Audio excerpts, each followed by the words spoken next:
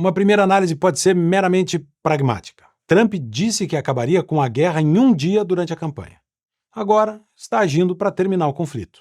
E o caminho mais curto é uma negociação. Afinal de contas, uma vitória plena da Ucrânia contra a Rússia parece improvável. E uma vitória plena russa significaria o fim da Ucrânia e uma ameaça ainda maior à Europa. Ou seja, o caminho é um cessar-fogo seguido por um tratado de paz. Trump endureceu a conversa, aparentemente para trazer Zelensky para a mesa de negociação. Líderes europeus parecem ter visto o gesto de Trump como uma traição ao continente. Entre eles, Macron, o presidente francês, que falou inclusive em colocar armamentos nucleares à disposição dos aliados, leia-se a Ucrânia. Disse também que o futuro da Europa não será decidido em Washington. A presidente da Comissão Europeia, Ursula von der Leyen, apresentou um plano nesta quarta-feira para levantar cerca de 800 bilhões de euros para fortalecer a defesa do bloco europeu. Se isso se confirmar, é mais um ponto para Trump, que também disse diversas vezes durante a campanha que a Europa deveria pagar pela sua própria defesa e que os Estados Unidos não bancariam mais essa conta sozinhos. Mas a postura adotada por Trump também pode ser analisada por uma perspectiva que vai além do confronto Rússia e Ucrânia. Uma perspectiva que pode auxiliar a compreender as suas motivações. Nós dissemos diversas vezes aqui no Magna Carta que vivíamos uma nova Guerra Fria e que estava se formando um bloco, um eixo, formado por China, Rússia e Irã.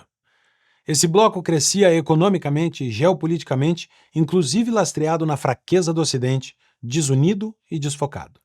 Dissemos até que o governo petista do Brasil se aproximava perigosamente desse eixo. Enquanto a China ampliava sua base industrial, enquanto a Rússia se preocupava com territórios e influência internacional, o Ocidente discutia banheiros unissex e linguagem neutra. A crença em uma globalização ideologicamente neutra, que tratava ditaduras e regimes fechados como se fossem democracias e livres mercados, acabou resultando em um alinhamento anti-europeu e anti-americano.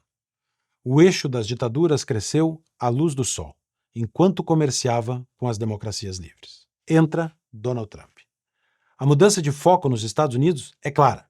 Menos doutrinação woke e mais realpolitik, mais pragmatismo. E por que Trump faz, então, gestos em direção a Putin? Talvez porque saiba que, sem o apoio da Europa, seja militar ou político, ele não pode enfrentar Rússia e China ao mesmo tempo. A estratégia de Trump, então, parece ser a de dividir o eixo das ditaduras, diminuir o isolamento russo e, ao aproximar Putin dos Estados Unidos, afastá-lo da China. Não seria a primeira vez que isso acontece.